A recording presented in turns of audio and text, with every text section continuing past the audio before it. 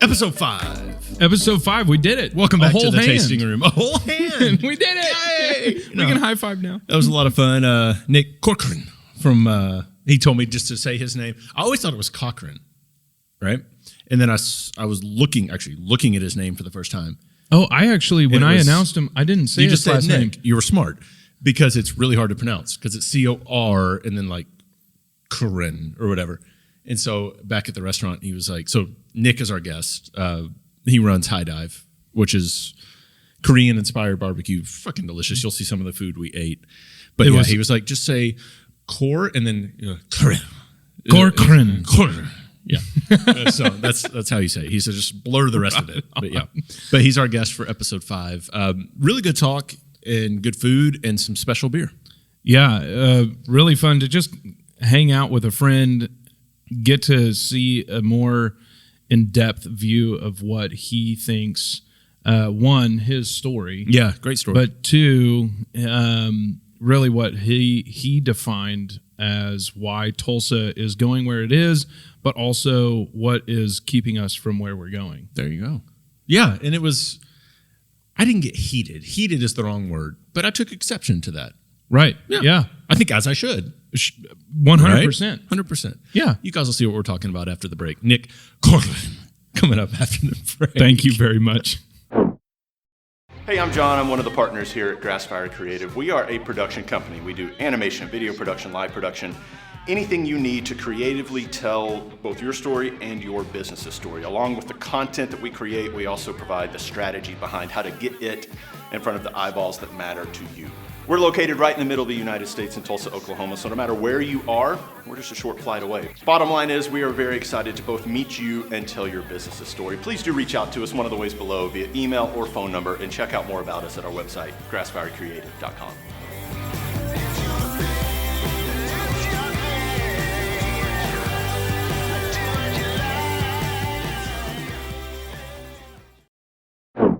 Welcome back to the tasting room. Thank you for listening, everyone.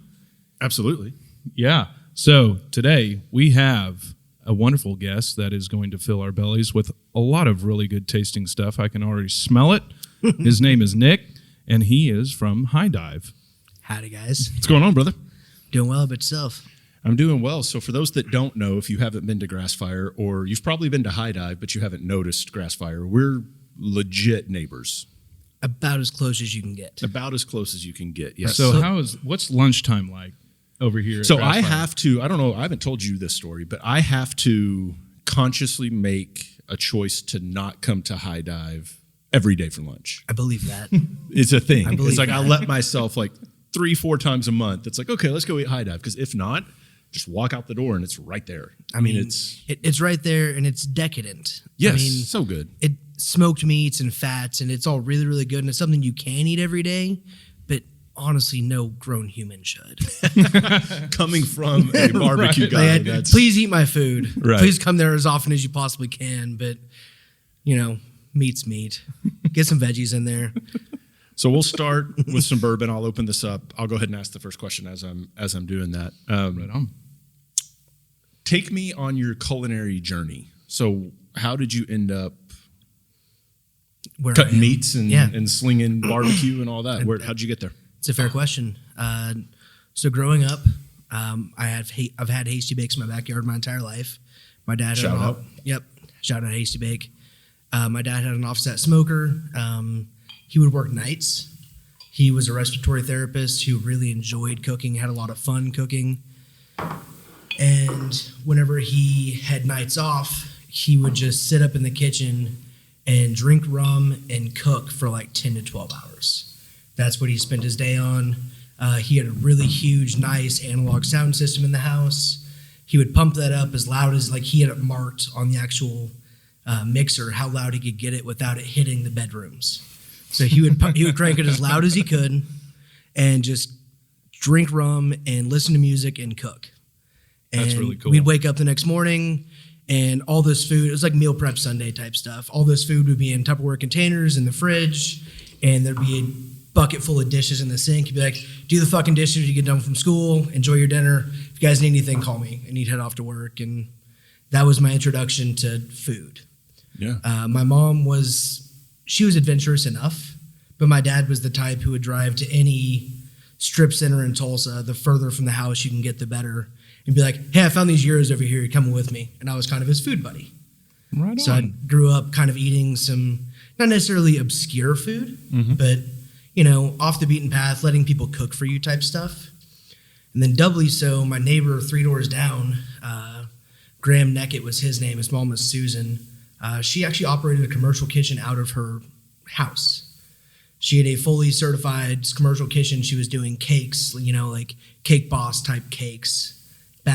This is the mid-90s. That's a skill set that's that really I cool. just admire. Yeah, People that can do Cake Boss cakes. She was amazing. She was amazing. And her rule for cooking, like whenever you went over there for dinner, was if I put it in front of you, you eat it. You can spit it out. You can gag. You can make a face. But you try it. Right. And God forbid, maybe you'll find something that you like that you didn't think you'd like. I had shark at her house at one point in time. We were doing fondue shark. Wow. I was like 7 years old eating that shit. How did she get shark here? That's a fantastic question. Probably You have to ask Bodines. her. Yeah. Yeah, No, it's but probably- and- Bodines. what was the fondue? Do you remember the dip? What No, were you dipping shark in? I was a child. Yeah, that's crazy. I was a child. We did some really crazy stuff at her house, and that's where I grew up eating. And it was every single night you sat down at the table, water or milk were your only options, and you ate whatever was in front of you, or you didn't. And if you didn't, you went back home and you ate whatever shit your parents gave you. Yeah. And that was kind of my introduction to food, cultivated my love for it. I wound up in restaurants because whenever I moved to OSU, went to school in Stillwater, go Pokes. Spent 6 years Might be the best there. team in Oklahoma. Don't say that out loud. Cheers to that. The worst thing an OSU fan can get is hope. So bad. Unless they're on the golf team. So bad, but true. That's a good or the point. golf, the That's a golf good point. team. So moved off to Stillwater and local dining hall. I was living in Scott Parker Wentz, and they had one dining hall at the base floor that would pay you money. They would work around your schedule, and whatever schedule you handed them your class schedule, and they gave you a work schedule that lasted for the entire semester. So it was That's cool. spending money enough to get by. I was making $5.15 an hour because it was before the last pay raise, and it was enough to buy beer on the weekends and do whatever I needed to do and get gas to go home. And it was kind of my introduction to kitchen work. I had a lot of fun with it. That turned into working at Southern Hills as a busboy during the summer. Moved into wait staff at Southern Hills. And during the school year, I was working at OSU, summer working at Southern Hills. Did that till 2007, where I worked the 2007 PGA Open. That's cool. Wound up. I probably ate some of your food. I was there. I was actually front of house then. Wow. I worked front of house for a very, very long time. So I was waiting tables. Actually wound up in the members tent. They trusted me enough. They put me in the members tent for the PGA Open. So worked the members tent through that. They offered me a spot working inside the members lounge, inside the actual club, because I was moving back to Tulsa at that point. Followed a girl here. It happens. It happens. I followed a girl to Denver, so it happens. Yeah. Followed her here. She was going to TU. I was going to TCC, just fucking off, working. Wound up working at Polo Grill front of house. Did that for about a year. And then decided I really enjoyed smoking weed and selling pizza, so I went to Hideaway. Solid. Nice. I worked front of house at the one here on Cherry Street for about 9 months. Moved that to Stillwater, and then the next 3 years of my life was spent working on campus as a soil science lab tech. And then the evenings I would go sell pizza at Hideaway, and I had way more fun at Hideaway. Ended up, that was around 2008, 2009 when the recession was hitting, and I was realizing I was working alongside people who had degrees and nothing to show for it because there was no work. And I was like, well, screw it. Let's see what happens. Went all in on restaurant, moved back to Tulsa. Also shout out to OSU. The last day I was in Stillwater was when we beat OU in Bedlam 2011. Oh, yeah. Oh, right. Brandon Whedon, right? Brandon Yeah. Whedon, yep. Yeah. Worked all weekend at Mexico Joe's. I was front of house there, shift lead. Made a couple $100 in 12 hours of work. Went to the Stonewall, closed that down, woke up the next morning and drove to Tulsa. Whoa. About 20 days later, I started at Burnco, and that's where things get real kitchen style. Yeah. No kidding. And how long were you at Burnco? 3 days before Christmas, 2011 till 2019. I took a small break where I went to go work for McNally's group. And then Adam didn't like me not working there, so he offered me basically a general manager position. We didn't have titles there, but I was in charge of the overall operations, catering, food service, ordering, general, just anything involving the managing of the business. I did that for about 3 years at 18th in Boston. Was 2011 before Burnco was open? They opened in February or March. It was around Adam's birthday of 2011. So they operated for about 10 months before I came on. Gotcha. Man, and so barbecue and beer are some of the very few things on the planet Earth that you can actually barter with anymore. Yes. And so Very good point. That's how we Nick became and I, friends. Yeah, Nick and I became friends because, man, it was so cool because, at Burnco at that point in time, there was lines to the street. Oh, you would go around back, you bitch. No, I went through those. No, I went through the door. You'd walk past everyone holding beer, and they'd be like, "This smart motherfucker." And then I would get a tray of wonderful cut meat, and he would get wonderful beer. I thought it was the coolest thing in the world. You know what I miss about the 11th Street location? Waiting in line and getting handed ribs or pieces of meat that were being cut. They'll still run ribs down the line, but back in those days, if you were standing in line looking at the kitchen, Adam was on the left side, Robbie was on the right side, and Adam is fantastic at talking to people. Yep. He is such a fun character. He's the first one you would see. He's the meet. first person you talk to, and he would just, if he had a sexy piece of meat he was cutting, he'd be like, "Hey, check this out," and it made that 20 to 30 minute wait, however long that wait was, seem worth it. Right. And the moment you were handed that piece of meat at that station, there was about 4 people in front of you, and you're like, "I was gonna get the bologna, but fuck, this brisket's good." Yeah. Yeah. Honestly, like it would change my order depending on what I was handed. I mean, 'cause Yeah. in my world, you do the same, I'm sure. Whenever you're making something, you know when it's special. Oh, yeah, And absolutely. when you're producing meat, you Sure. know when you're putting something together that's special. Right. As somebody who cuts meat for a living, I know when I get a brisket, it's like, I need to share this. Like this that's needs cool. to be shared. That's when you put it on Facebook of you squeezing it and all That's of the the other juices night coming I out. did that, Yep. And little known fact, whenever you get a nice thick cut of brisket, you're aiming for pencil thick is ideal. That's when it's gorgeous. Sorry, everyone else out there, I'm about to tell your secret. If you get really thin cut brisket, that's us cheating. That's us cheating. That means it's a little bit under and it needs a little bit of help. The thinner you cut it, the more easily it falls apart and you can fake a really well cooked brisket. Interesting. All right. A little bit under temp. Is that what you mean by under? Temp, Okay. or just didn't. I mean, temp is a lot of it, rendering fat, rendering collagen, and all that. But every brisket's different. Some of them need to go a little bit further. Some of them you'll stab it and it's fine. And even like parts of the brisket, like you'll get the flat as gorgeous and the point just needed a little more time. Yeah. And when you've got a chunk of meat that's 12 to 14 pounds, you've got to serve everyone, not just that little bit. So. Right. Very true. Yeah. So Burnco's 2019, and then High Dive. High Dive. High Dive. We actually opened High Dive. Justin Carpenter owns Foolish Things Coffee, Foolish Things Bar and Biscuit. Met him at a cigar event we were hosting at Burnco. We actually went to high school together. We didn't know each other in high school. And we didn't even go to a big school at Bishop Kelly. But we graduated a year apart and talked to each other through mutual friends and, start drinking. It's like, man, this barbecue thing's fun, but I'm getting tired of it. I've been doing it for 9 years. And he offered me the chance to open High Dive. High Dive did not open as a barbecue spot. The original idea was Korean fusion bar food. Basically, we were throwing shows, throwing events, getting people to come in and drink and hang out. Excuse me. The bourbon does that. Yeah. And my food, the entire idea behind the menu I created was to keep drunk people sober, essentially. Like, right hey, on. here's a cheesesteak, here's some nachos, here's some carb-heavy food that I can feed you and you can continue drinking. And it's good. And it was a good menu, but it wasn't great. People weren't coming back for the food. And that wasn't the purpose. The purpose of the room was to be a room as cohesive idea. And once COVID hit, we opened that, to backtrack, we opened that in late September 2019. As everyone knows what happened about 6 months later, everything went to hell. Man. Yeah, man. What? Yikes. Yeah. I'm sure it was decent for you just because people started ordering more, buying more from the grocery stores. It was decent. I will say that. It was a lot of work. I'm sure. Because my staff went down to 2 people and myself and my head brewer now. Yeah. And man, we were working around the clock. But also at the same time, your materials costs go up 50% because everything that we sold was in cans. So we had a great revenue year. We actually grew in volume, but had no profit to show for it. That sounds right. That sounds right.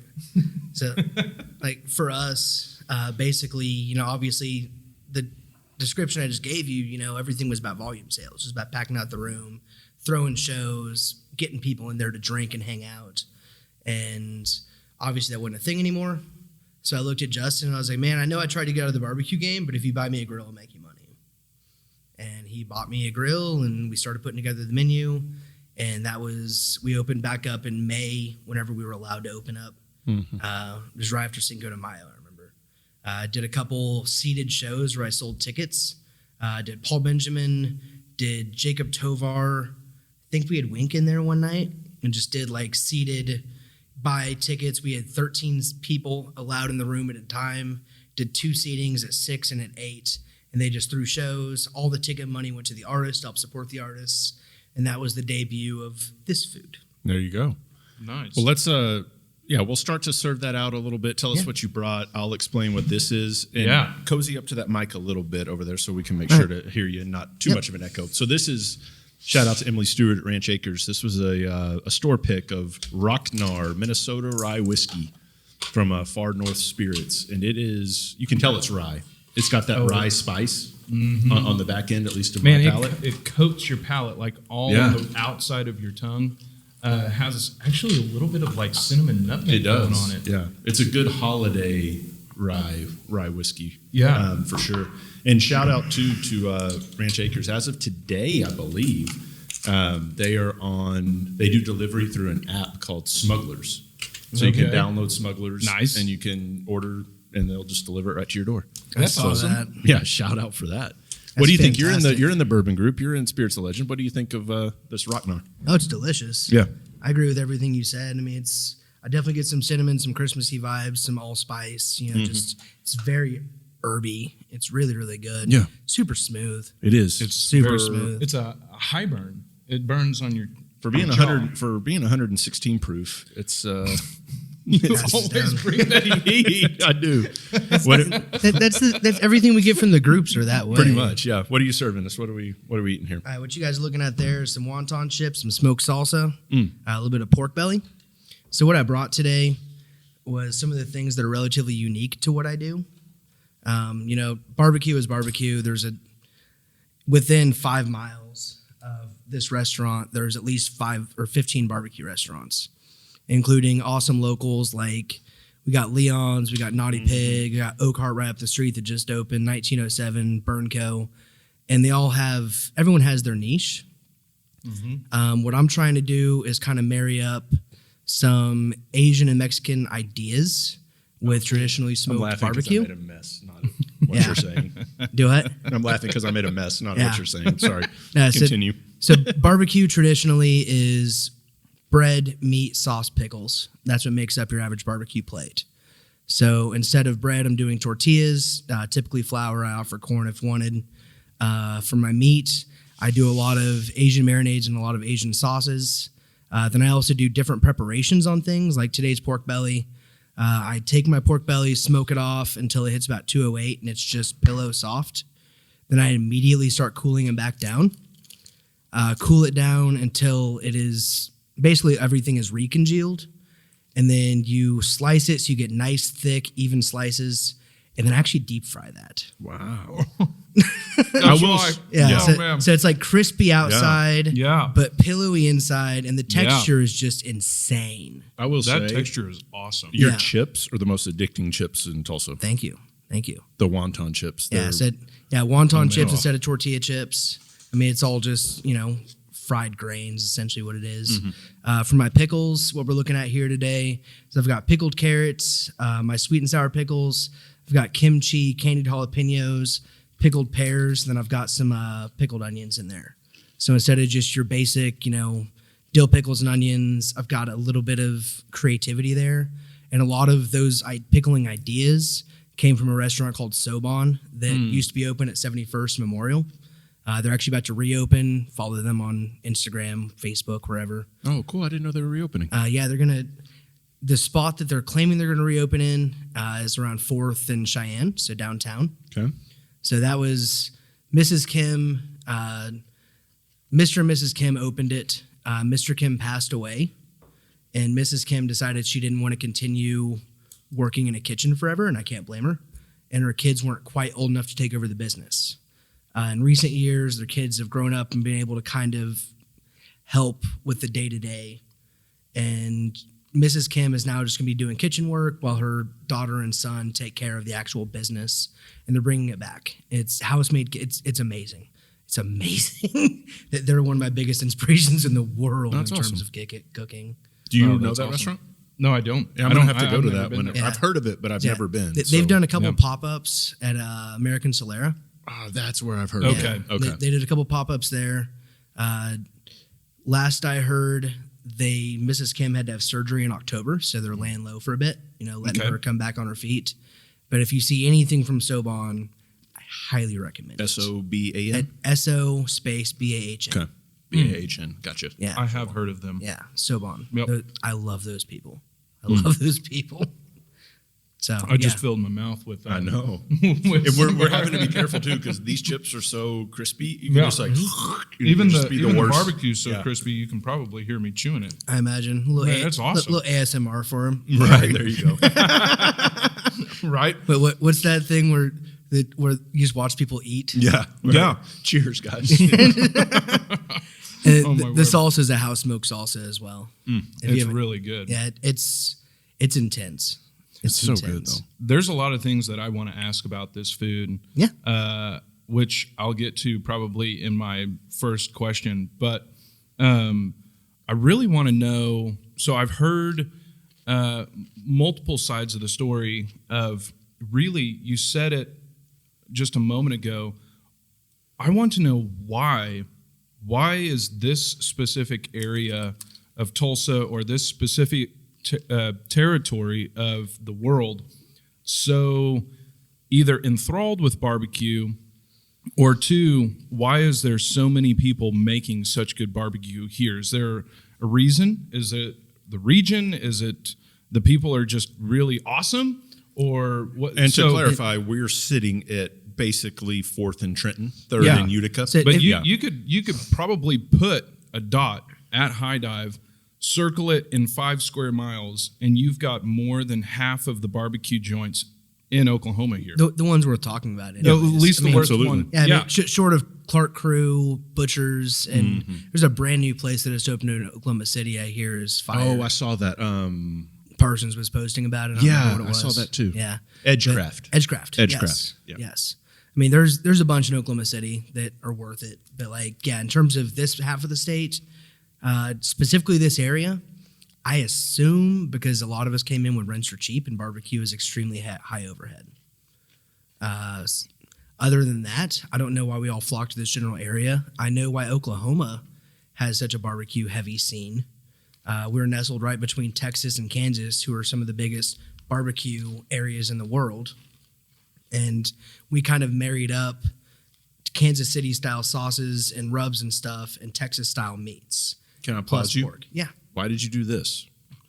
In terms of Yeah. Kansas- Are you saying they're not as it's not as good as it's portrayed to be? No, Kansas City is sweet, ketchup-y, but Kansas City is also soup. So one of the things that makes Oklahoma are unique in this sense is Kansas City is super sauce heavy.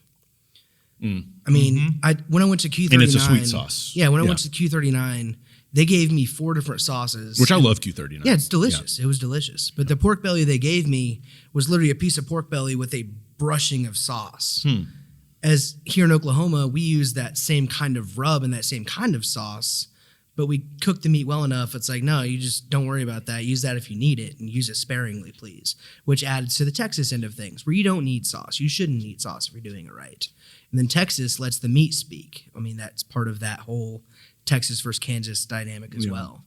Actually, Oklahoma has the most winningest, like in terms of states per the KCBS, like the sanctioning body for barbecue in the U.S. Oklahoma has more winning pitmasters than the rest, like in terms of states. I started getting derailed there. So like Oklahoma has the best pitmasters in the world. I'm going to give a shout out That's to, awesome. and so here's what, let me just squirrel off on a moment here. What I love about the brewery scene, I had to swallow that pork belly real quick. There you go. I didn't want to cough into the mic, Well, and you don't want to waste that bite. Exactly. I had to You wanna savor stay- it for a second. Yep. And now I'm there. Yep. Okay. You would think all these breweries, to an extent, there's competition, right? Because you want money. You want people to come of spend their course. money at your brewery. But in talking to Eric Marshall last week and just seeing the collaboration between breweries, yes, there's competition, but there's a whole lot of love. Oh, yeah. And so I feel that. I love that about the barbecue world. That I feel like for the majority of places, that's the way it is. And I'm going to shout out Donnie Teal. Oh, yeah. Is it Buffalo Barbecue? Buffalo- a little out in trail Sperry. in Sperry. Or trailer. Trailer, In yes, sir. Sperry. I drove all the way out there one time to try it because I saw someone told me about it. And we became Facebook friends. And this dude, I don't know how many awards he's won. How many competitions? How many? Hundreds, if not thousands. And I don't know if I would say he's the best pitmaster in Oklahoma. Not sure. That's a hard distinction to give someone. But I just love that can exist, right? You can have lines out the door at Burnco. You can have Korean-influenced barbecue at High Dive. You can have Texas barbecue at Oak Heart. And then you can have a fucking trailer in Sperry, Oklahoma that sells out every day because that dude just makes fucking good barbecue. With one picnic table outside. Yeah. In terms of like... It's unreal. In terms of commercial barbecue, I don't know if he is the best in the state, but he doesn't do his competition stuff. And his competition stuff speaks for itself. He is a legacy in the Kansas City Royal. And I think he took, second last year, I think, in the legacy category? Yeah. And in order to enter the legacy category, you have to have been doing it for over 15 years. Like, he is the best among the OGs. He's won it before. Yeah. The way you know that his trailer is open is because there's not actually a competition going on that weekend. Right. Look at the competition schedule. He is traveling for competitions, and when he's back home, he's like, I'm going to go run this trailer. I'm going to make some food. We're going to hang out. And by and large, it's the heads that go see him. It's Adam from Max, they are super tight. Chris West, you won't expect him to be in the barbecue world But from he LaSalle's. is. Yeah. LaMax is a barbecue team. It's Chris West and Adam. And Hunter. LaMac Bills. Yeah, Lamac Bills. Lamac Bills. It's just, we're all friends, and we all want to see each other do well. Something Myers used to say, Adam Myers from Burnco, is as long as you're having the conversation, everyone wins. It doesn't matter who's winning. Doesn't matter who you think is the best. You can think Rib Crib Albert G's. It doesn't matter. As long as you're having the conversation. It's not barbecue. We all win. It's Boomer Q. Yeah, You could go Billy Sims even. Burger Q. Burger Q. Yeah. As long as you're talking about us, we all come up and we all win. It's the same with you guys. Yep. I could not name my favorite brewery in Tulsa, but I know what my favorite beer from each brewery is. That's a great way to put it. Yep. Yeah. I could say the same about Oak Heart. Their ribs are fire. They really are. Best short rib I've had is 1907. Yep. The sausage that Craig makes at Burnco, now at Sausage Brothers, and the ribs and the mac and cheese at Burnco. Potato salad, shit. Yeah. I could name my favorite from any given restaurant, barbecue restaurant, and that doesn't make any of them the best. Right. We all just, there's enough for everyone to feed everyone. That's awesome. So I'll ask my next question, and it's in this same vein. Did you go Korean influenced in a way to stand out because there's so much barbecue in the area? That had a lot to do with Okay. it. So we opened the restaurant initially as Korean influenced because Korean is, let's be honest, it's hip right now. Korean restaurants or Korean food by and large, like I was mentioning Soban, is some of the best food in this world. Yeah. Oh, yeah. I could eat kimchi 7 days. If you just give me kimchi and rice, I'd be happy 7 days a week. Yeah. I don't need anything Also else. really healthy for you. Yes. Yeah. Meanwhile, I'm making brisket. It's just the flavors are so much fun, and they're big, bold, heavy flavors that mash up well with barbecue, and I just got fortunate with Did that. you know that, or was it a trial? Obviously, you said like High Dive was Korean food at the start. So did you have to stay in that lane, or did it? No, I had started playing with the flavors that I was already working with, Like the gochujang and all that? The gochujang, I was doing like a lot of gochujang, a lot of sesame oil, a lot of just heavy, deep flavors. A lot of doenjang, which is Korean miso, orange juice, just things you don't normally see. And I kind of just ran with that to see what would work. And I kind of got vindicated. I can't remember the show, but it was one of the Roy Choi Netflix shows. David Chang, Roy Choi, those guys doing Chef their thing. show or something like that. Yeah, one of those. Yeah. And they wound up with a pitmaster down in Texas where they took a short rib, marinated it in his mom's kalbi recipe for 48 hours, then smoked it for 18. And they were just, Roy kept being like, barbecue's supposed to be cheap because it's supposed to be working man meat.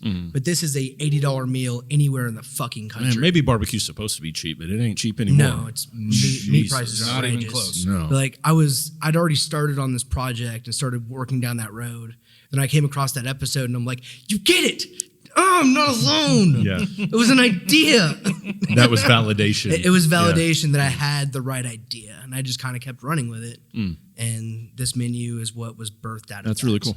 And that's really cool. And the taco end of thing is obviously a Roy Choi, Koji out Who in might be LA. the most underappreciated chef in the country. He's definitely one of the most chill. Like he doesn't try to be a personality. He doesn't try to be anybody other than a dude who makes tacos out of a Like, truck. do you know Roy Choi? I do not. See, that's the point. But you like good Yeah. food. Oh, I love good food. So Roy Choi, he was in the movie Chef, right?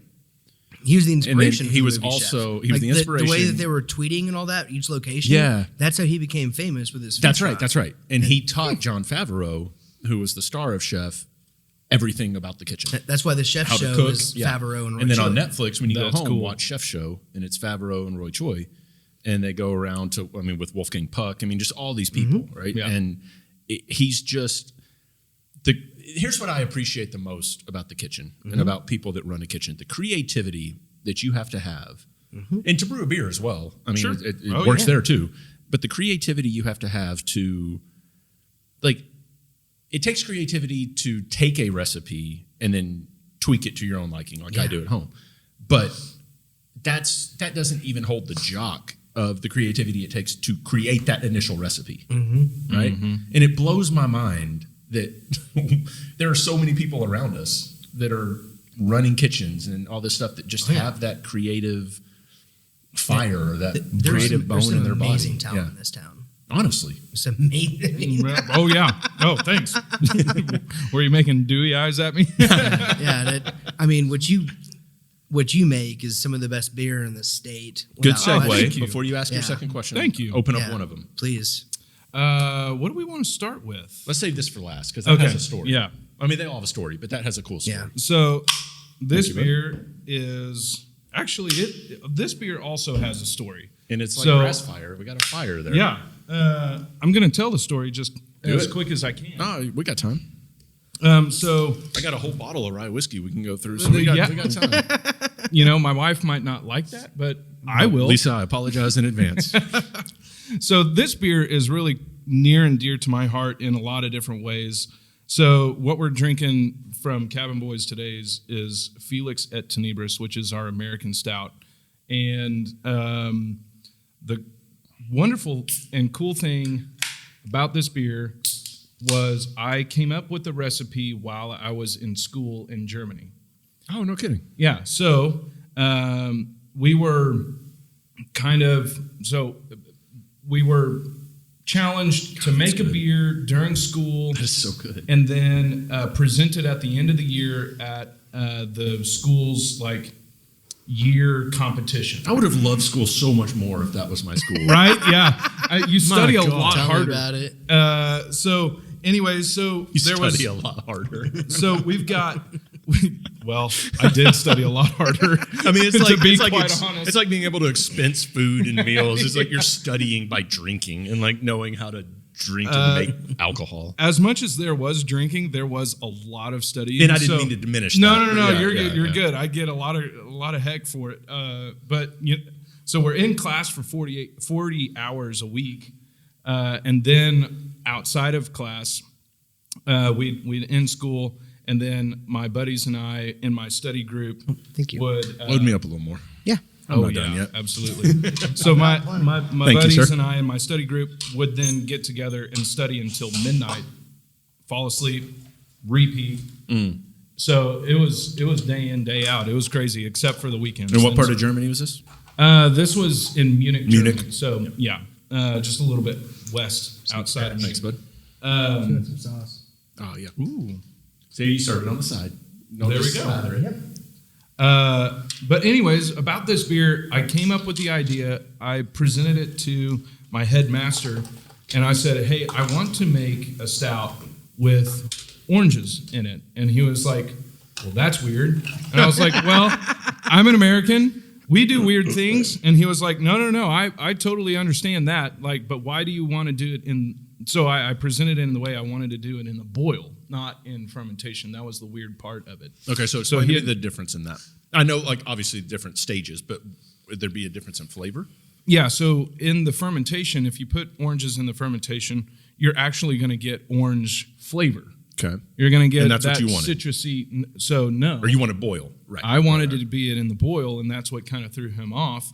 But and so I presented the idea, and he was like, "Well, go for it." And the thought process behind that was, if I use it in the boil, it will do what the Swiss do with their chocolate, because the acidity of the citrus within that dark chocolate cuts down that fattiness of the chocolate and relieves your palate and begs you to eat more chocolate. Is that why their it's so secret? smooth? Yeah, is that And their that's secret? why it's so I smooth. mean, this is the smoothest stout I've ever had. It's really Yes, good. and that is the reason. So when we put the oranges into the boil, it drops the pH 3 points from 4.2. No, not point. Sorry, 0.3 points. Gotcha. So from in the Still boil, significant. yeah. So in the boil, it goes from 5.2 to 4.8, which in the long run in fermentation takes it down the beer down to 3.8 or 3.9. So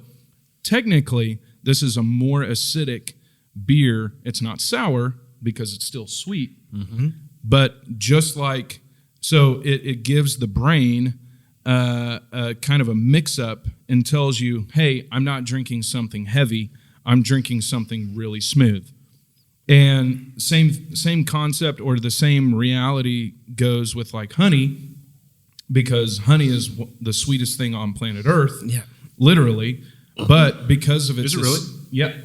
Because of its acidity level, which is 1.9 to 2.2, Really? it's one of the sweetest and most acidic things. That's why you can eat a whole jar of honey That's why it never goes bad. and as not well. get sick. Honey And never not- goes bad. Yep. So same concept goes into this beer and why a lot of people like to drink more than just one. Was there inspiration? Like I literally Guinness, or like was there an inspiration that you? no, I wanted to make a dry yet very sweet, Because I get in the concept sweet The reason beer. I said Guinness is I feel like the weight of it in my mouth is very similar to Guinness. Sure, Yeah. sure. And that's because Guinness is just straight up dry. Definitely a different finish. And Yeah. much smoother, sweeter, all of that. But it's almost the light, which people never understand how Guinness is one of the lightest beers you can order. Right. Yeah. They don't get that because it's dark actu- as night. Yeah, but it's so light. it actually starts out as an Irish red. I did not know that. Yeah. Guinness does. Yeah, it starts out as an Irish red and they Noted. color it in the boil.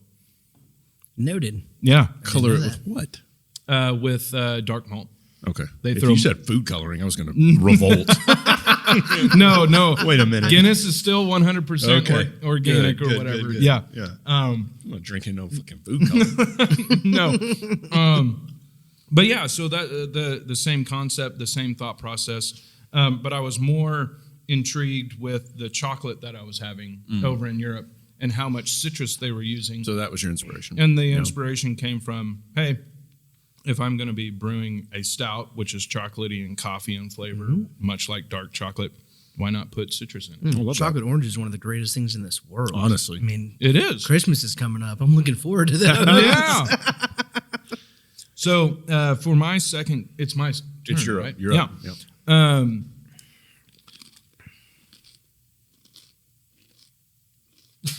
words. I was about to chime in. Did he forget his question? The chip? The chip distracts me. Yep. It does that. It stays with you. So crispy. It's so awesome. If you guys haven't been to High Dive, this wonton chip is delicious. Thank It's you. smoked, right? No, Or no, it's just wontons fried. It does have that. I think it's mind. okay. It's because Like everything it's- else is. yeah, I mean, yeah. there's so much smoke in your mouth, and you're also drinking a stout, which is smoky in and of itself. Yeah. I mean, Yeah. there's a lot of heavy flavors on this table right now. Yeah. I'm not mad about it though. No, it's yeah, I'm enjoying it as well. Yeah. All right, go ahead. So I won't bite into a chip. you've been in the kitchen, you've grinded it out really hard, and you've worked really hard to get to where you're at. And I say that as a compliment Thank you. because it takes a lot of stamina and a lot of mind. It really does, It yeah. does. It takes a lot of mindset and a lot of passion. And I want to know what keeps you in the game and why you're excited about where you're at with High Dive in this area, and what is the thing that you're pointing towards in your own passion field, and really working towards that. Honestly, I really enjoy taking care of people. Like I like feeding people. I like seeing. So in my college years, I was a musician. I played bars all over. I had it in my head that I wanted to play music for a living. I was exposed to some pretty awesome local musicians from a young age, Barton and Sweeney specifically, still playing on the scene, amazing musicians. And I grew up watching them and seeing how much everyone had fun around them and how everything they did just kind of became a party.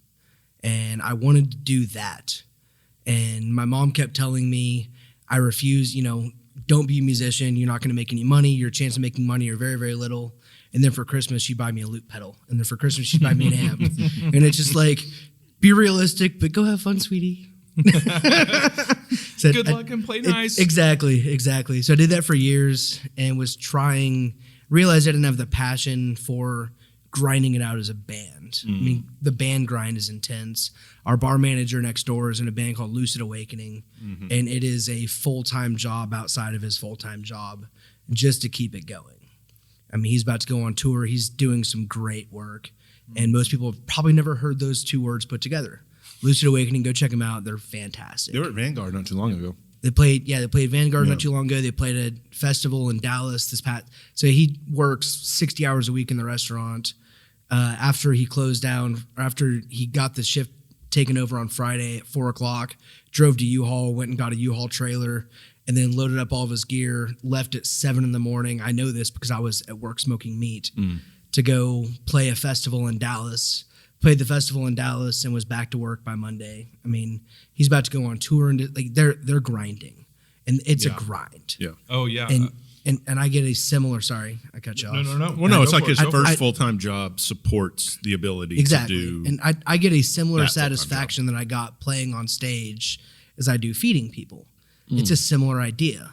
It is my food, my love goes into this, and I see the reactions that people get similar to, people cheering after a song. For me, it's after a meal. And it's fun. It's genuinely rewarding. Yeah. And that's what keeps me going. And yes, it is a grind. It's obscene hours, but it's my hours. I would imagine, and I'll say this because for me, because I smoke stuff at home, like we've talked briskets, I've bought briskets from you, like we've done this whole thing. We've trimmed briskets together. Yeah, absolutely. One of my favorite things when it comes to cooking for people is the moment, that quiet. And you know what I'm talking about. I know exactly what you're talking about. The hush of when people start eating, and there was conversation, there was chatter, there was all this, and then people start eating, and it's nothing. And it's that moment. Because restaurants can be so loud and so lively and so whatever. So I don't know if you get to enjoy that or experience it or listen for it. I can but hear it. You can hear it? So whenever I'm getting, feeding 2 and 4 tops, I never get to see that until, I get through my rush, and I always try to walk through the room and, chat. you get an idea. Something. So working at Hideaway in Stillwater, a little tangent. Richard Dermer, the guy who started Hideaway all those years ago, I actually got to wash dishes with him for a couple years. No kidding. He refused to work the floor. He refused to work the ovens. All he wanted to do was wash dishes.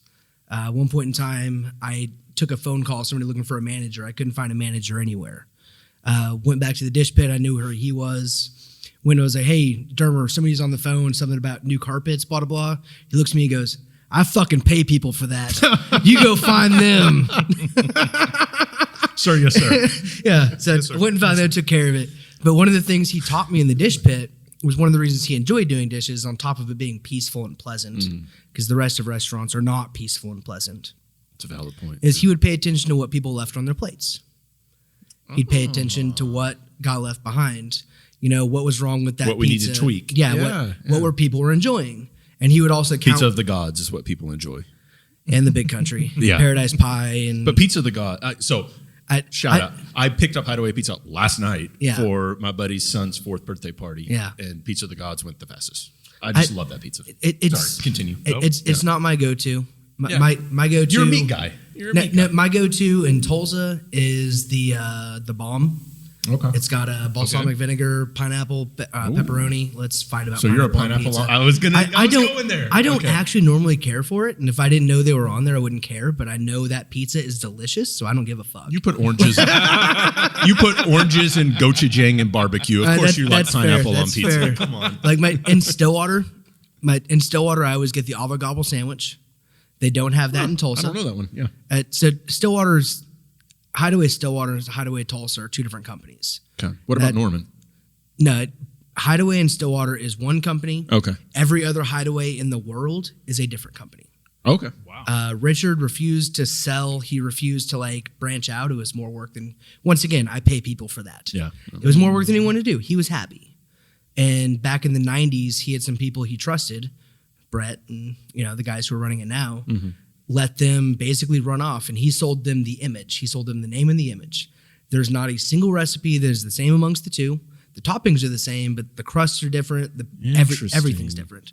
The ones here in Tulsa and elsewhere use a conveyor oven because they're idiot-proof. And when you're serving that many people, that many places, you have to minimize. Yeah. You have to minimize. Minimize the idiocracy. But the one in Stillwater has 4 full-on 600-degree deck ovens. Really? Wow. And running those ovens is a skill. Do you like the Stillwater location better? Not to shit on any of No. that. Once again, one of my favorite pizzas in the world is the bomb here in Tulsa. But the one in Stillwater, I have a special place in my heart there. I worked there for 3 years. It was one of the greatest places I've ever worked. I love those humans. I love that place. And watching people run those ovens was fun. I bet. You have to work your way up to that. The entire place is on tip share, so including the kitchen. And the kitchen, the people pulling pizzas are the highest paid people in the restaurant at any given moment. They make more than the servers, which is a pretty odd thing in the restaurant. But if you think about it, That's awesome. they should if it's a pizza restaurant. Yes. Yeah. Right? And the guy pulling pizza is an art form. It is an art form. I mean, running hundreds of pizzas over a course of hours and not burning any of them. I mean, you're That's talking talent. Yeah, I mean, and it's a deck oven. Buddy of mine, Zach. For those that don't know, explain what a deck oven is. Deck oven is a giant, so about 15 feet wide, maybe a foot tall door that leads into a 4 to 6 foot deep stone plate that you put your pizzas on. Yep. And Cooks in it. You have hot Instant. Yeah, you have hot spots, you have cold spots. You start on this side and you pull on that, and you just constantly are moving. Man. It is a skill. That's a dance. It is a dance. Honestly, yeah. It is a dance. Yeah. And the guys who used to run that were amazing. The guys who, anyways, that was a pretty serious tangent. I didn't mean to you're interrupt you. good. You were about to talk about your friend Zach, and I interrupted Yeah, you. no, it's just a side story about running those ovens. Dermer actually said Zach was taking over the ovens and he was having a hard time keeping up with it. I mean, it's a lot of work and it's scary, and you forget the one in the corner, and you've got basically you keep clearing it out while still filling it up and clearing it out while still filling it up. And Dermer walked in and told Zach, sorry, Zach, if I get this story wrong, you're the one that told it to me. Dermer walked in and told him to show up for his next shift half an hour before his shift and then just get stoned. Okay. Smoke down. He's like, smoke down, sit on the back porch. Sit on the back porch and play Tetris. And when you get to that oven, pizza Tetris. Oh, It's just... That's a wax on, wax off moment. and he's like, I like this job. he wound up working that oven for 4 or 5 years at least. I'm sorry if I shorted you, but years. He was getting the stoned dude. before every shift. Game days, I mean, thousands of dollar hours. Zach was the dude, and he's like, pizza Tetris. It made sense. I got it. You fill it up, then you clear it out. That's awesome. Yeah. Oh my But- word. So yeah. your answer really to define it, which is really cool, and this is kind of becoming a very There's a through line. There's a like through yeah, line yeah. within, and the more and more that we get into this podcast, I think where it's going to get more and more solidified, because what I'm hearing is I care about people, I care about their community, I care about what makes them happy, and that's what fuels everyone's passion. Yeah. I mean, Here in Tulsa specifically. Right. it's a hospitality industry. I mean, that's what if it you is, don't yeah. like, I mean, there's a lot of memes and jokes and stuff about, hateful servers. And then when you walk away from a table, you're like, fuck that bitch, it's fucking bullshit. But Right. ultimately, you don't do this for years unless you care. Dude, I've seen things Right. in kitchens Unless you that I care. would never repeat. Yeah. There's people that just despise their job Yes. that are in that, but in any industry, that industry 100%. included. But 100%. what you're saying is 100% true. The people that last and the people that choose to be in that industry are in it because they like the hospitality. Exactly. Yeah. You enjoy taking care of people. Right. Once again, community. I love being a part of my community. I mean, Oakar got broken into yesterday. I was going to ask you about that. What did you guys do? Go ahead and brag on yourself because they shouted you out on Instagram. Once that came through, so Jake, my bar manager, the band guy, his buddy Lucas, who's also in the metal scene, works at Oakhart. And Chris, as I understand it, was in a pretty successful metal band as well. I don't know the name of it, and I'm sorry for that. But he's a very successful musician. It's a lot of musicians in my world. It's a lot of overlap. You'll see. That's cool. Oh, yeah. You'll see that as you continue going. But Jake saw that and saw that the main thing that was keeping him down was the POS. Is that what they showed the picture of that was cut? Yes, The wires the that were wires cut? that were cut. So basically, whoever just took the POS just yanked everything. And technology is fragile. We use Toast, and whenever we opened the restaurant, Justin got 2 Toast systems just to be safe. I mean, install ones. Don't worry about it. We've had an extra POS over there we use on occasion, and we don't anticipate using it anytime soon. So Jake called him up, was like, "Hey, I've got a POS. We're 300 feet away. Can we just bring that over there?" So Jake came in on his day off, unhooked everything, carried it over there, hooked everything up, got him on Wi-Fi, got him installed, and was able to limp through until their stuff comes back. I mean, it's not like we did anything out of hand. It's not like we took anything out of our pocket. No, but it's a lot like what Eric Marshall said last week about brewing your beer when you were in a moment where you needed help. Like Oakhart gets broken into, you Of guys course. are able to help without losing money on the deal. But I'm sure you would have if you would have lost some money too. But it's just helping out. We'd be rude not for, to. Yeah, and for people that don't know how expensive it is to install a POS system, it's $2,000 to $3,000 for a Jeez, company. I didn't know that. Yeah, It's that much money. to install it, not to buy the equipment, Right. To Yeah. install it. Jeez. And whenever we put mobile bites in at Burnco, it was 3 terminals.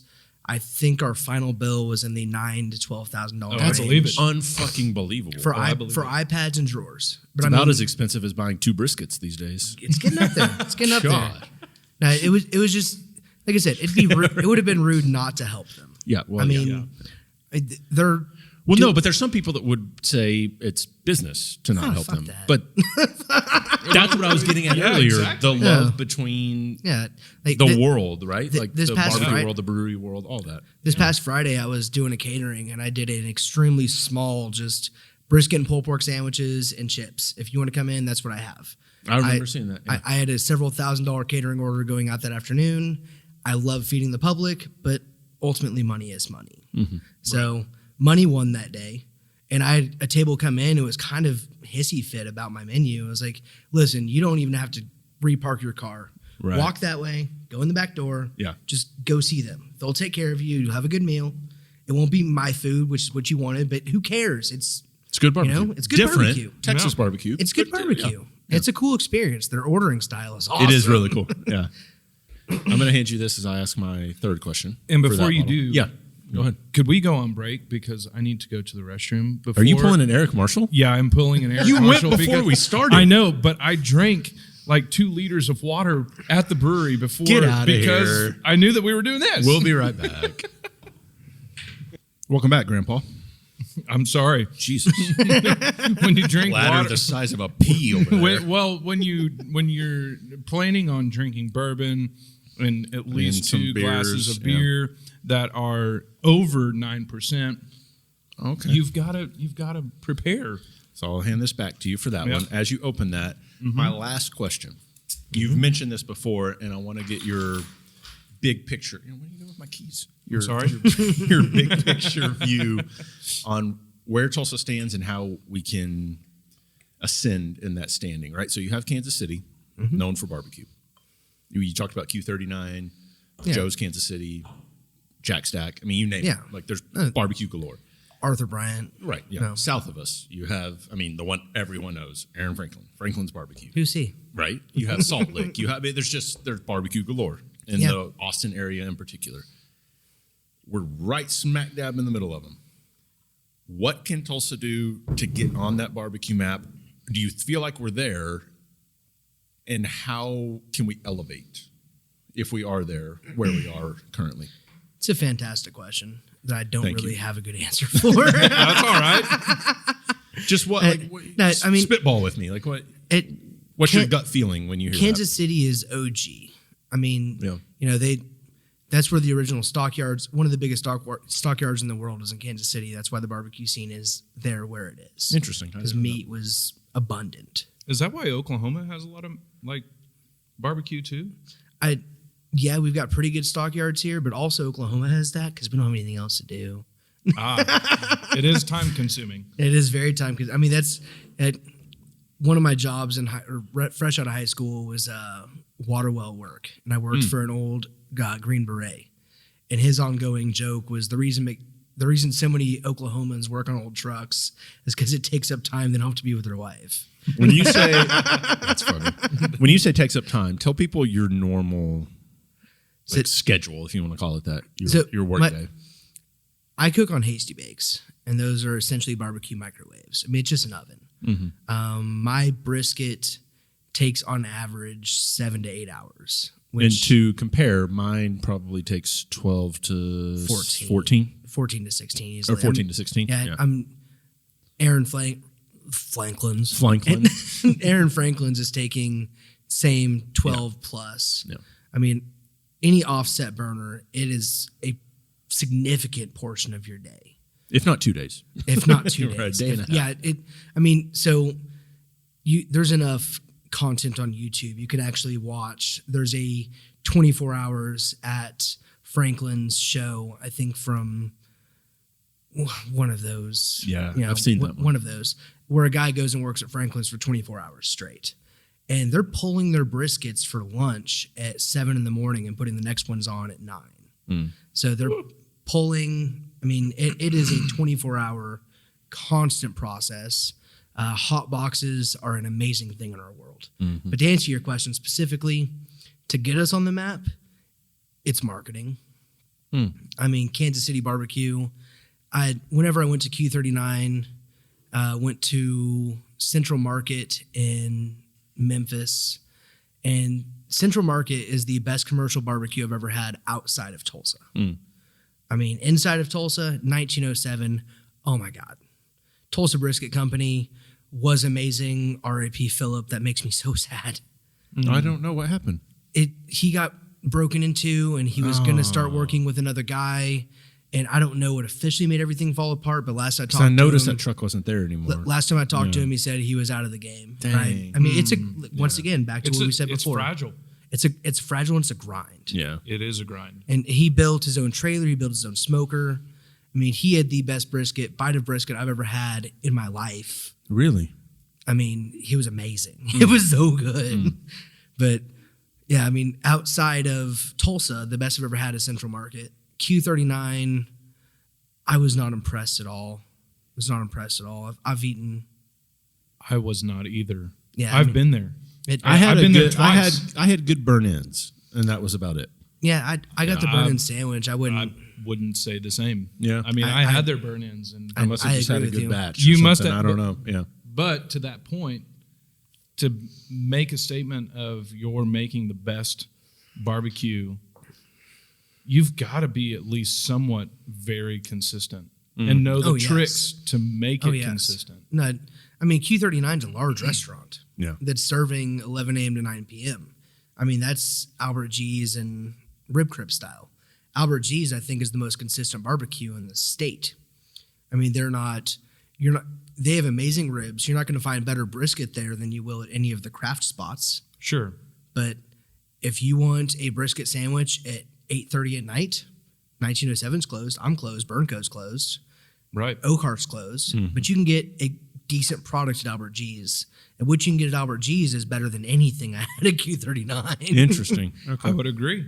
I mean, Which is really weird to say. So is it a lack of marketing or the wrong marketing? I would say it's more historical. Okay. So, I mean, Kansas City came up with Arthur Bryant's and, those guys have been around for 30, 40 plus years. Yeah. I've been doing this forever. The barbecue scene in Tulsa until 2011, I mean, Albert G's was good, but once Burnco came on the scene, it kind of lit a fire under their ass. And they started doing those Tulsa-style ribs that are fucking fire. They do a Tulsa-style St. Louis rib that is so good. And it's blackened bark like Burnco, and it's very obviously Burnco inspired. Yeah. It's so good. But, I mean, until then, it was just barbecue.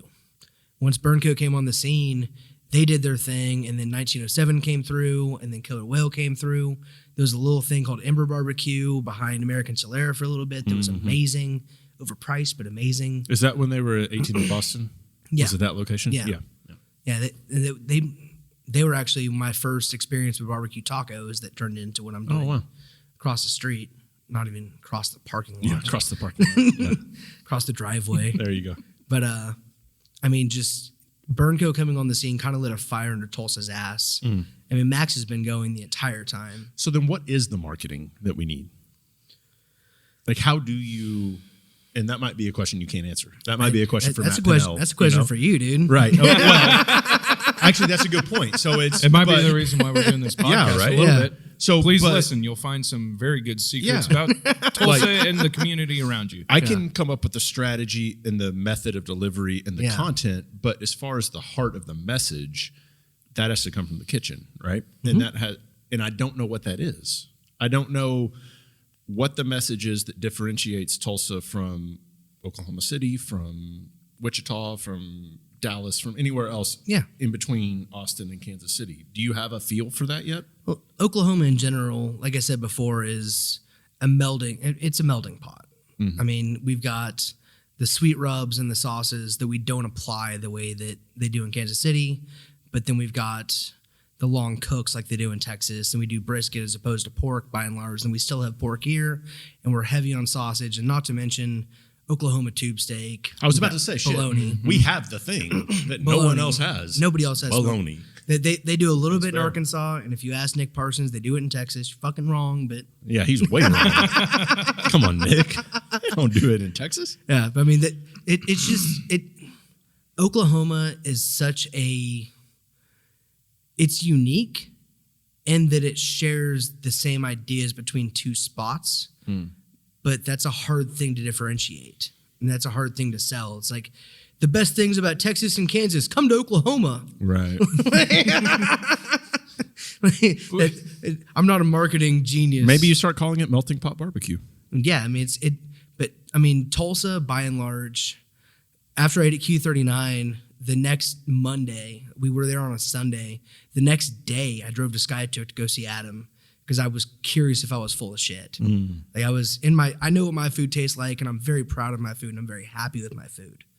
but I was convinced that Oklahoma barbecue is better than that.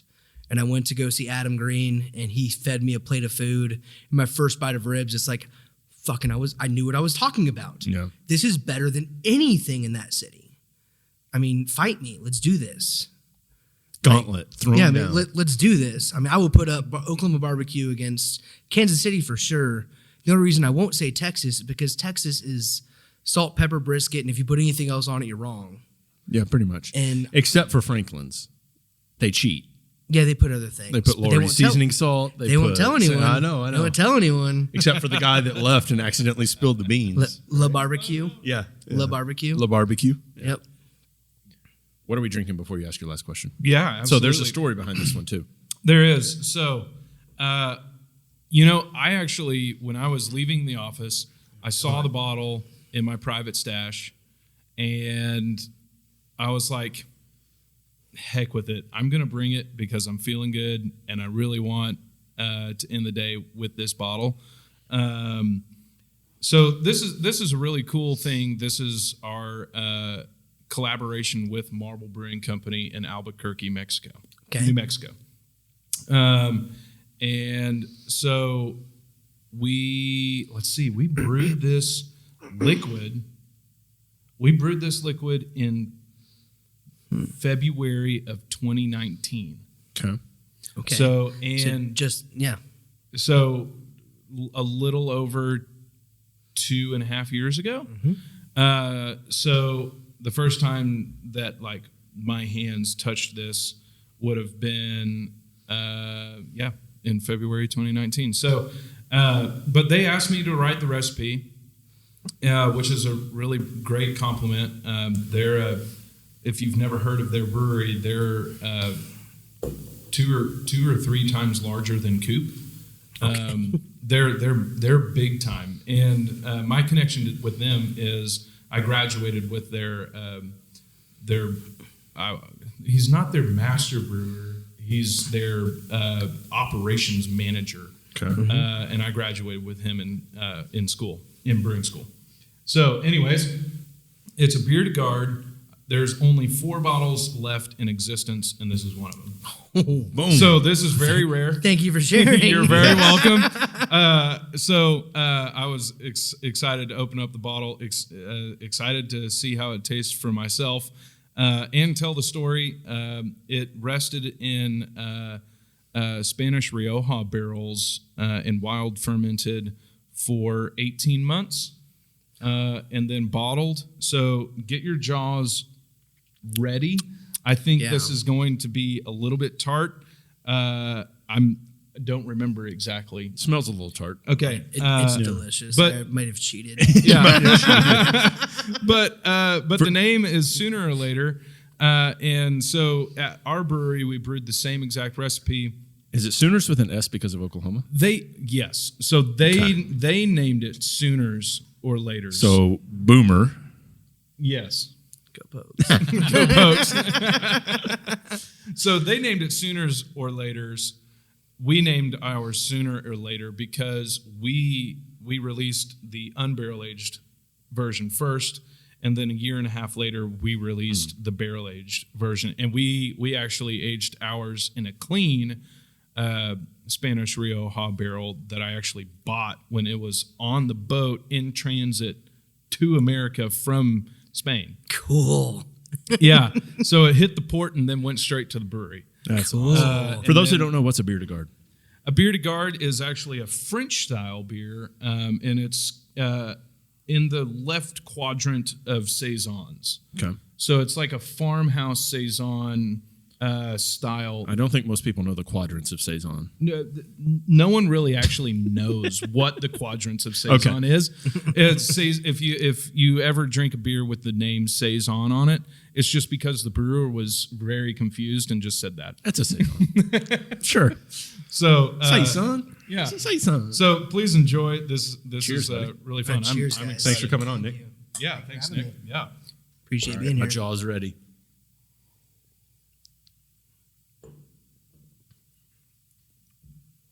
That's fucking delicious. Oh, that's actually not as sour No. as I thought it was going to be. No, it's like a strawberry sweet tart. It's so good. And past the candy part, like that sour candy Yes. and sweetness, you can It's get got a great finish. It finishes very cherry forward. Nah, Lots of vanilla from the barrel itself. That's amazing. it just coats Yeah. your tongue in Spanish all the best Rioja. ways. Spanish Rioja barrels. All right, you got one more question. As Yeah. we drink. What are you ended on? So, going off of all of our questions about Tulsa, about your passions, about where we're going, why or how Tulsa can, grow its community, and I honestly think I'm going to tangent away. Do it. This came to my mind when he was answering that question. I think a little bit of why Oklahoma struggles with people knowing about us. Let's have that conversation more. Yeah. Is because I don't think that we're getting into a position where we are comfortable with it. Are we scared to market We're ourselves? scared to tell our own story. I think it, But I'm not from here, so where does that come from? I think it actually comes from our history of just being friendly, which is kind of a weird answer. And I'll agree with that. That it comes like earlier you were telling me to talk about Oakhart. Mm-hmm. Nobody in this state likes bragging on themselves. That's why I had to ask you. No, nobody. Right. Yeah, it's uncouth to brag on yourself. I'm very like you. We're very proud of what we do, but if you start bragging on yourself, then you kind of come off as an asshole. Right. And I just But what you can do I'm is enough you of an can asshole you can let anyways. guys like Grassfire Creative brag for you, yes, There we go. Grassfire So Creative can tangentially, definitely brag for right? you. So that way you don't have to brag on yourself, so that we're the assholes Yeah, exactly. that are bragging about Yeah, Cabin Boys. yeah, and people want High Dive. in our world, we want people to tell our story for us. I mean, nobody wants to hear about that awesome joke you just told. That's true. Yeah. Right. Yeah, nobody wants Joe to hear. Rogan will tell you about the awesome joke you just told. Yes, he will. He's fantastic at that. Oh God. Anyways, sorry I cut you off. Oh no, you didn't cut. I Yeah. cut myself off. Yeah. No, but that's an interesting point. So the kindness of Oklahomans is in a roundabout way It's getting in our way. restricting Oklahoma, Tulsa, and if we want to be specific, because that's where we're sitting, from putting themselves out there to get the notoriety that not only would help the state, but that they deserve. Right. And it's the feeling, like you said, of, oh, well, if I brag on myself, that makes me an asshole. That makes me a douchebag. That makes me whatever, right? That's interesting. And actually, okay, so I'm going to give an example, and I'm going to get to my question. I don't agree with Sorry. that either, Keep- by the way. Like, Yeah. Keep I talking, I'm agree with, listening. and I'm not saying either of you are wrong, but we have to find a way to make ourselves not feel that way. Right. No. And Yeah. I think it comes with repetition Yeah. and knowing that it's okay to tell your story and it's okay to say the truth. Because like when I'm sitting here actually talking about this beer, talking about buying a barrel that's still in the ocean, coming to my brewery. That's a humble brag. Right. And it's still in my stomach as an Oklahoman. I'm a little bit embarrassed to say that. Absolutely not, though. No. And for years, our motto was Oklahoma is okay, not Oklahoma is the fucking shit. But we are. And we are the fucking shit. But and we don't have to delve into this because that'll add another hour to the conversation. But the people that say Tulsa is the next, and then it's like they cross off Austin, they cross off like Tulsa's the next Tulsa. That's great.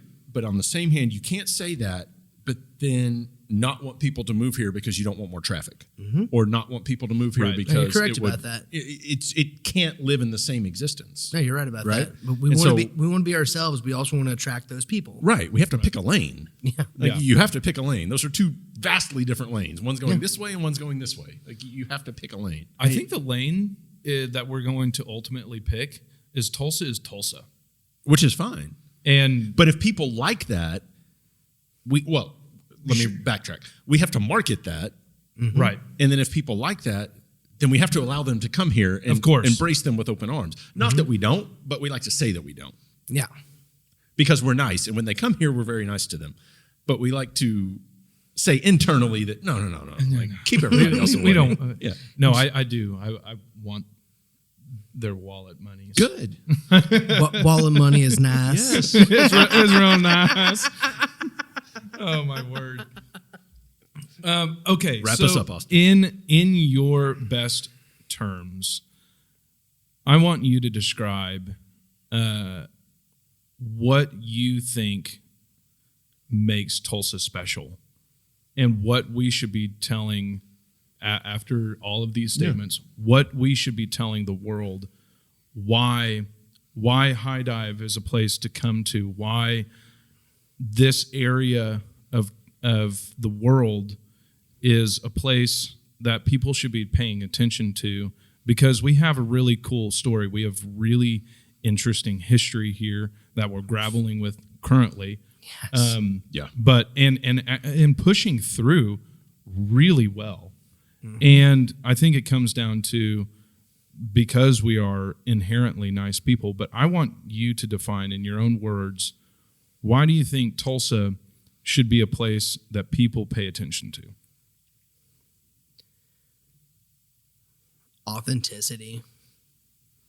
That's probably the best thing I can come up with. I mean, the people in this city aren't trying to be anything. We aren't trying to fit niches. We aren't trying to fill voids. We're people who enjoy what we do.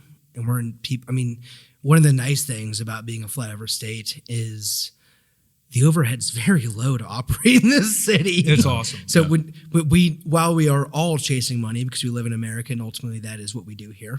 Yeah, everyone's got to pay your bills. You don't exist without paying your bills. But our overhead is low enough that we don't have to sell out necessarily to do what we want to do. We can kind of chase passion projects. I mean, even to the point that, like, there's enough work in this city that you can take on a second job that give you some passive income that will allow you to chase your dreams, allow you to do what you want to do. And I can't think of a single restaurant in this city or brewery in this city that is outright just chasing dollars. Everyone is just, we're having fun. We're having fun. We're having fun taking care of people. We're having fun in, making our product. I mean, a little tangent. The other day on Facebook, a buddy of mine posted something about, if you go to a restaurant and you see a chef special, is that really just the chef trying to get rid of excess product?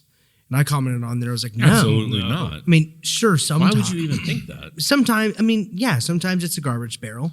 But I mean, ultimately, what you're going to see your garbage food going into is fried rices and quiches and things that you can hide product in. But even if you're trying to get rid of it, you're coming up with the creative dish exactly. to try. I mean, right? and like, go around town and just buy chef specials. I mean, there are so many. I mean, this is only episode 5, and you've already had 2 or 3 of the most creative minds in the fucking culinary world. Yeah. In this The room. stuff that Colin is doing at Vintage, like we didn't go on the 14th, like we said we were going to that dinner. Sorry, Colin. Yeah, I know. But maybe we can go the Saturday after Thanksgiving. Yeah. 24th, right? Or Saturday before Thanksgiving. Is that this We'll look Saturday? it up. Yeah, we'll look it up. Yeah. But I mean, And what they're doing over there at Hemingway. yeah. I mean, I Stuff Tack brought? That fucking steak? I'm not gonna lie. Whenever I told my wife, it's like, so Tack was on here a couple weeks ago and he brought a 45-day aged ribeye. I'm bringing some pork belly. Like, I'm always slightly embarrassed. Dude, that pork belly though, Yeah. we talked about it when you went away because we went over there and ate more. Yeah. No, go for it. It's just The flash fried, the texture difference in it makes it wild. I mean, there's so much good food here, and we have access to some of the most fresh beef and produce in the world. And it's just, I mean, you start chasing seasonal chefs like Kevin Snell. I mean, oh my God. Yep. He'll be on soon. Jason from Prairie Creek Farm will be on soon because Trey from Grassroots Larder and Grassroots Ranch and Farm Bar. I want Matt to come on from Orin. I want Lisa to come on from Farm Bar. There's so much good food in this city of people just chasing flavor and just having fun with it. You want to know this? I don't know even if this is true or not, but what Kat is doing at Farm Bar with fucking bread. I have no idea. Dude, she puts like porridge in bread. Oh, that's awesome. And so you're eating this bread that is, for those of you who don't like this word, grow the fuck up, moist and wet and like, but it's fucking unlike anything you've ever had. But it's bread, and they're right there in the old 1740 spot. If you don't go to the actual farm, and it's out in what Depew? Is that right? I think. Yeah, I could be wrong. I'm sorry. I think it's Depew. I think it is. I think it is. Well, we're gonna roll with that. It's in Depew, and if you it's guys not, keep talking. I'm gonna Google if it's not in Depew, you guys need to move to Depew to make this work. That's also a fun word to say. Depew. Depew. It is Depew, Oklahoma. Yeah. 198 South 481st West Avenue. I thought our streets were 481st. Jesus. So Depew, just a Oklahoma. few miles away. Yeah, just a few. Just over the river. All right. So before we go, tell everybody your hours when they can come see you. High Dive Tulsa. We're open 11 a.m. Tuesday through Saturday. 3 p.m. we close Tuesday through Thursday. So it's lunch only Tuesday through Thursday. Lunch and dinner Friday and Saturday. However, being barbecue, when it's gone, it's gone. So if you want to come in, call me, make reservations. It's a small space. If you call in Thursday and say you're coming in Friday night, I will make sure you get fed. There you go. But if you just show up on a whim, I will do my absolute best. You might not get brisket, you might not get burn-ins. There's a decent chance you get pork belly, which is delicious. I always cook lots. I mentioned before I always cool the pork belly, so I always have that on hand as one of those sort of crowd pleasers. At the very least, I can give you a pile of pork belly and some chips and salsa, and you'll leave there with a meal. Call it the tasting room special. The tasting. I'm actually. There we go. Check the menu. Heard. That was a kitchen tasting heard. room Check the menu. Heard. Cheers, Tasting room Nick. special. Yeah. Cheers, Thanks guys. for coming in, buddy. Thanks for having me. Thanks, Nick. We'll be right back after the break. And that is Nick Corcoran. Man, that was such a fun conversation. Dude, this beer was spectacular. Yeah. You know what it reminded me of, and I hope you take this as a compliment. It reminded me of a Jester King. Oh, wow. That's a very big compliment. Yeah, it really did. Thank you very much. It really did. Yeah. It was delicious. Yeah. And, within that, we were trying to strive to tell two different stories within one recipe. And I think that we did a really great job because we released the unaged version first. Sooner. And then released the barrel-aged version later. I like that. And really got to showcase what barrels do to beer and also what yeast will do to the recipe itself. So, that's awesome. Really fun story, but also really great conversation. Absolutely. With Nick. I was going to say, what also was fun in this was not only the beer and the bourbon or the rye whiskey and the food, but yeah, just the conversation and hearing someone say that he feels like Oklahomans and Tulsans are afraid to brag on themselves, to market themselves. Like I'm here to fix that. Like that has to be fixed. Let's get at it, Oklahoma. Right. I mean, let's do it. Come on. We're not just okay.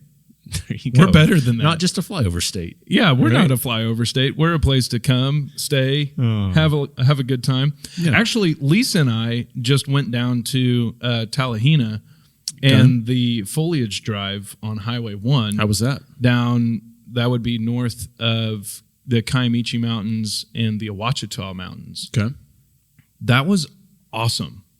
You went at the right time because the leaves so the tree in front of my house was beautiful red for the last 2 weeks, maybe. Oh, I bet it's all barren now. Like yesterday I walked the dogs and there were red leaves. Today I pulled up and the wind was so strong and it was that time. Gone. It's gone. Yeah. It's a winter looking tree. We fortunately found that drive at the exact right moment. Yeah. But if you guys haven't been to High Dive, that barbecue, really good. That fusion of styles, their pickles, their wontons. Yeah, the wonton chips are those are really good. He says that they're not smoked. But the salsa smoked, and then the things that they cook in the oil are smoked off the hasty bake. So in a way, they're like third degree smoked or whatever. Inherently, yeah. Smoked. Yeah. Like your second cousin, they're like second smoked or whatever. Right. That's smoked once removed. There you go. Thank you. I was going to say second smoked does not sound right. Smoked once removed. There you go. I like that. So we had fun on this one. Hope you guys enjoyed it. yeah, tune in next week-ish for the next guest who will be named later. We're not going to spoil it. Well, yeah, just keep him on a cliffhanger, right? Exactly. That's what we do. This isn't necessarily TV, but Close enough. yeah. I got a little beer left. Cheers. Yeah. Cheers. Good show. Good See show. you guys next time. Thank you very much. Take care.